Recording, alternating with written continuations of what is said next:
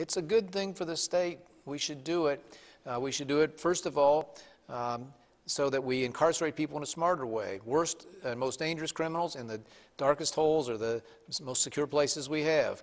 Those with low-level property offenses or first-time drug offenses, we ought to incarcerate them, but in closer to home and in community settings. The principal goal is to reduce the rate at which people repeat.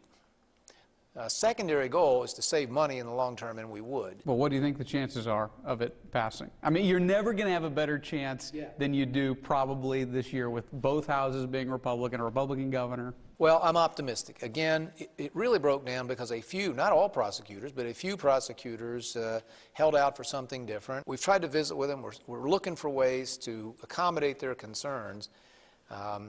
You know, it's too bad, but some legislators are just deathly afraid that somewhere somebody with prosecutor after their name will say, hey, you know, Mellinger's a little soft here. And it wouldn't be true here at all. That's what blocked it last year, and we hope maybe we can work our way past it. One conservative columnist said that you have cemented your legacy as one of America's leading education reformers. When you took office 7 years ago, would you have thought that possible? I would have hoped.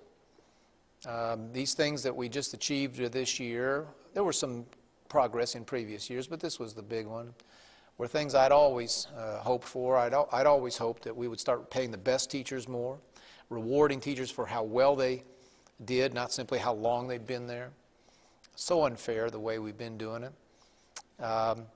I'd always hoped that we would untie the hands of school administrators, so if we set high standards and said go meet them, they would have the opportunity to do that.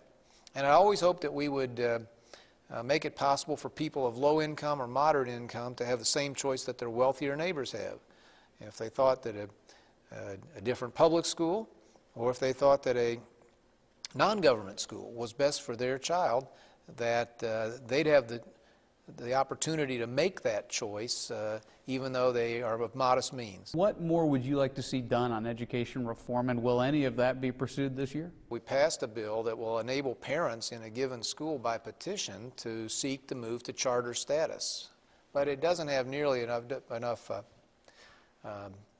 really protections for the parents. There are too many ways that it can be blocked. So I think those improvements are necessary.